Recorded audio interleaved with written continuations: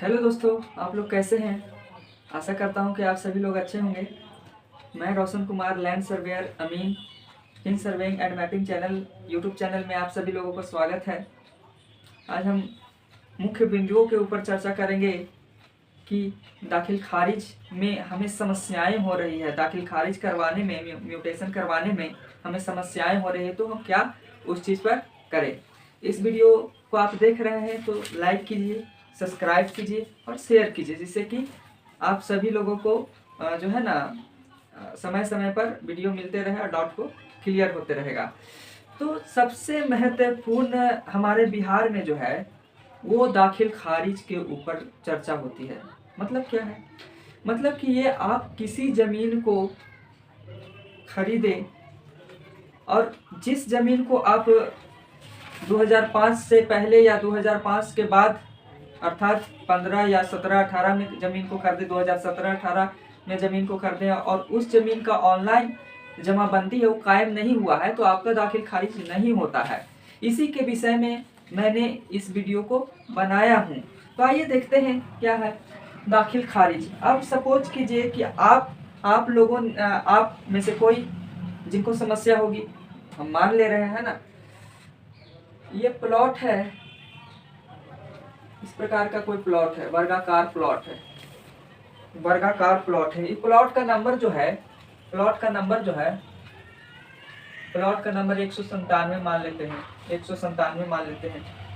आप 197 प्लॉट को 1985 में खरीदे हैं, वर्ष 1985 में खरीदे हैं। और उस समय जो है ना, उस समय इतनी जागरूकता नहीं थी कि लोग जमीन संबंधित सारे गतिविधियों को जाने। आज तो दाखिल खारिज के लिए आप जमीन खरीदें तो 45 दिनों के अंदर ही करवाना होता है। तो 1985 में आप किसी का जमीन खरीदें और 1985 से लेकर के 2026 तक आप मतलब कि 2025 लास्ट तक, शुरुआत 2026 तक आपको ये सब मालूम ही नहीं था कि दाखिल खारिज क्या होता है।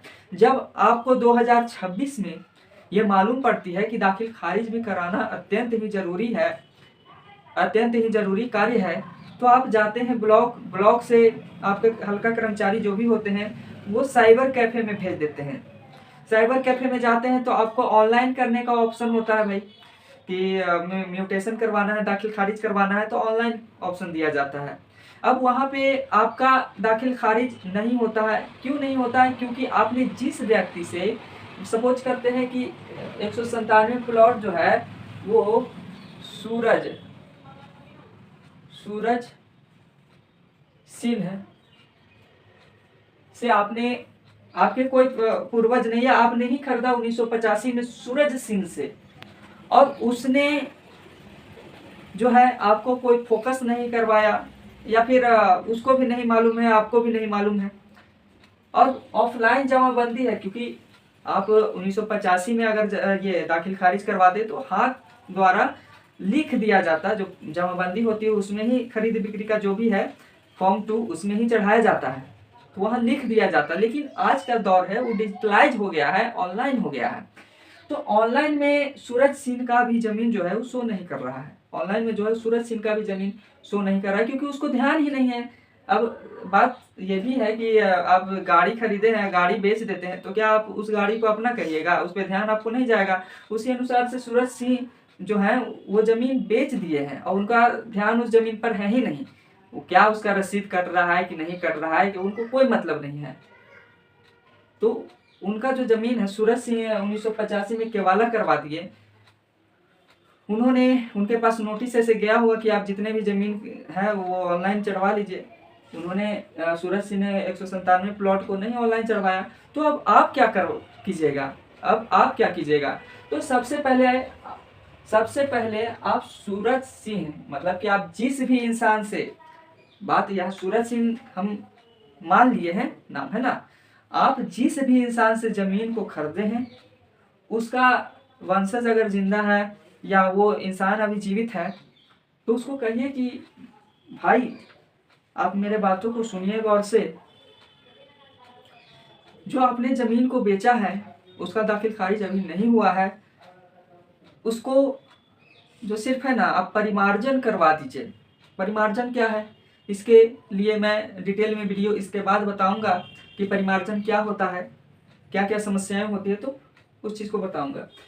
सूरज जो भी ज़मीन खरीदे उससे कहिए कि आप परिमार्जन करवा दीजिए, जो भी खर्चा होगा मैं दे दूंगा, है ना। तो सूरज सिंह के पास जो ज़मीन 197 खरीदा है प्लॉट, वो जाता है और कहता है कि सूरज सर, आपका जो 197 प्लॉट है वो ऑनलाइन नहीं चढ़ा हुआ है, जिससे मेरा दाखिल खारिज जो है रुका हुआ है। आप कृपया करें कि आप परिमार्जन करा दें। अब ऑब्जेक्शन यहाँ पे ये उठता है कि हमने तो जमीन को बेच दिया, तो फिर ये क्या तमाशा हो रहा है भाई?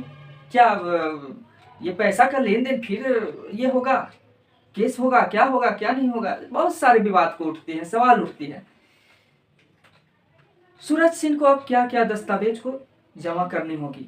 अब आप जिस व्यक्ति से जमीन को खरीदें वो परिमार्जन करेगा, ऑनलाइन आवेदन करेगा, तो उसको क्या क्या दस्तावेज चाहिए? तो उसको कोई विशेष प्रकार का दस्तावेज नहीं चाहिए। जब जमीन 1985 में खरीदी हुई होगी तो उसका सेल डीड मतलब कि केवाला बना होगा। यदि आपके पास केवाला है तो सूरज सिंह अपने जो जिससे भी जमीन खरीदे हैं उसके आवेदन में परिमार्जन के आवेदन में आप क्या क्या लगा सकते हैं, क्योंकि सॉरी, आपको लगाना नहीं है जमाबंदी, ये सेल डीड को नहीं लगाना है। सूरज सिंह के पास जो भी हाथ से कटा हुआ रसीद होगा उसको लगा देना है। हाथ से कटा हुआ रसीद, समझे बात को? मालगुजारी जिसे कहते हैं, मालगुजारी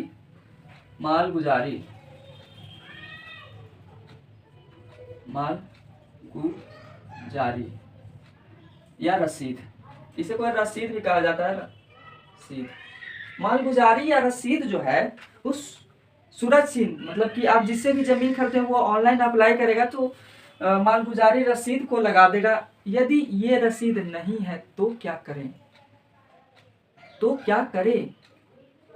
तो इसके जगह पर अंचल अमीन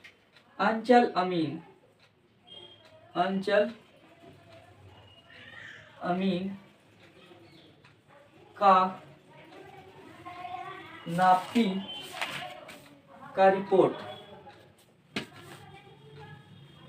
नापी के रिपोर्ट को लगा सकते हैं। आवेदन में अंचल अमीन के नापी के रिपोर्ट को लगा सकते हैं। अब ऑब्जेक्शन आप लोगों के मन में ये उठ रहा होगा कि क्या प्राइवेट अमीन से ये नहीं हो सकता है? अंचल अमीन में जाएंगे, काजिन खर्चा ज़्यादा हो जाए, 5,000 10,000 कितना लेंगे ये हमें नहीं मालूम है, क्योंकि अगर अंचल में आपका पैरवी है तभी काम हो सकता है फ्री में, अन्यथा संभवतः ऐसा नहीं है कि फ्री में काम हो जाए। बात समझ में आई? तो डिपेंड करता है कि कितना ये है क्या नहीं है, वो उस पर डिपेंड करता है कितना लेंगे अंचल अमीन। और वो अंचल अमीन में आपके जो हल्का जो है ग्राम पंचायत है वहीं के अंचल अमीन होने चाहिए, है ना।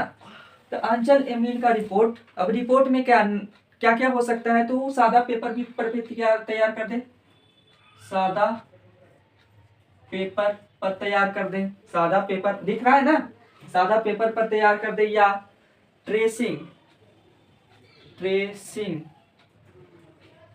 क्लॉथ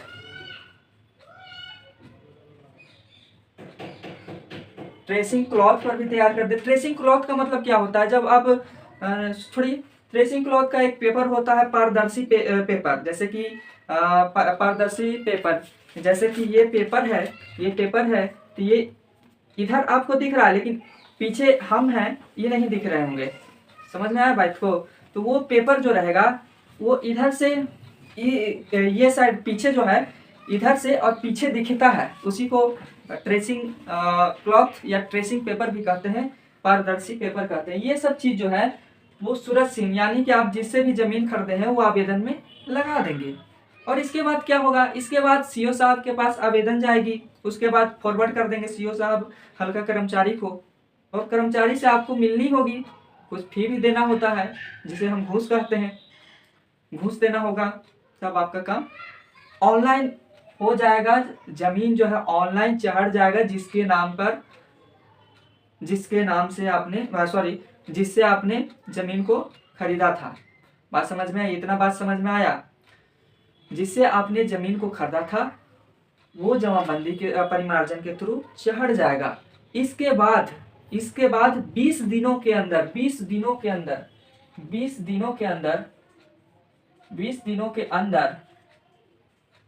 के अंदर आपको आवेदन देना होगा, दाखिल खारिज का, म्यूटेशन का आवेदन देना होगा। कहाँ देना होगा? तो अंचल में। कैसे देना होगा? तो ऑनलाइन। कैसे देना होगा? तो ऑनलाइन। ऑनलाइन कैसे होगा? तो साइबर कैफे में जाकर, है ना। तो सबसे पहले जो है जिससे भी आप जमीन को खरीदे हैं उस व्यक्ति के नाम से नहीं चढ़ा हुआ है जमीन, प्लॉट जो है ऑनलाइन नहीं चढ़ा हुआ है तो नहीं दाखिल खारिज होगा। कब? जैसे कि आप 1985 में ले लिए, 1995 में, मतलब कि पुराना जितना भी केवाला है और पुराने समय में दाखिल खारिज नहीं हुआ था तो अभी करवाने का यही एक लास्ट ऑप्शन है। और यही जो है संभवतः हर रैयत का समस्या है, क्योंकि 16 अगस्त से 20 सितंबर तक जो अभियान चला था उसमें इस चीज़ को सुधारने का प्रयास किया गया था, लेकिन इतने कम समय में सुधर पाना बिहार में जो है रसीद संबंधित लगान संबंधित सुधार होना ये कतई संभव नहीं है। तो आपको इतनी बात समझ में आई? यदि समझ में नहीं आया है इतना बात तो आप वीडियो को जो है पीछे जाकर फिर से दोबारा देखिए, जिससे कि आपका जो जितना डाउट है वो क्लियर हो जाएगा। और डाउट है तो आप ये जो कमेंट का ऑप्शन देख रहे हैं वहाँ आपको लिखने आता है तो टाइप करके मेरे पास ये कर दीजिए। अगर लिखने नहीं आता है तो वहाँ ऑप्शन रहता है, माइक का ऑप्शन रहता है, वोकल, है ना, उस पर क्लिक करके लिख सकते हैं, मुंह से बोल करके लिख सकते हैं और कमेंट को मेरे पास भेज सकते हैं, है ना। इतनी बात समझ में आ गई ना? इतना बात समझ में आ गया होगा? इतना बात समझ में आ गया होगा। तो अब एक और मुद्दा को देखते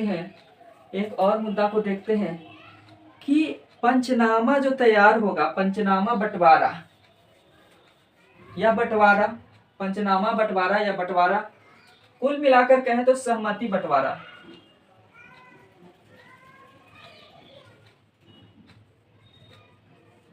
कुल मिलाकर कहें तो सहमति बंटवारा।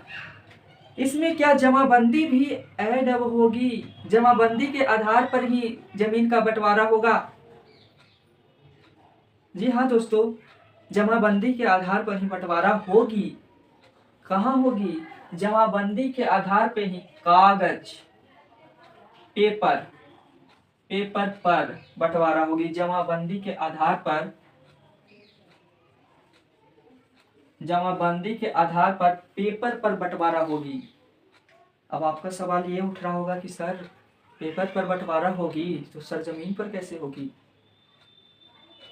हमारा जमाबंदी में 20 डिसमिल जमीन है और सर जमीन पर 5 डिसमिल जमीन है। नक्शा बोल रहा है 5 डिसमिल, खतियान बोल रहा है 20 डिसमिल, जमाबंदी बोल रहा है 20 डिसमिल। तो हमारा हिस्सा कैसे नियंत्रण किया जाएगा?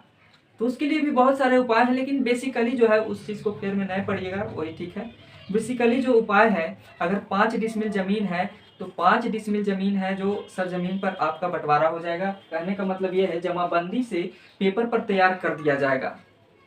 पेपर पर जो शेड्यूल है, पार्टीशन डीड है, सहमति बंटवारा नामा है, उस चीज़ को पेपर पर तैयार कर दिया जाएगा। और ये तैयार कौन करेंगे?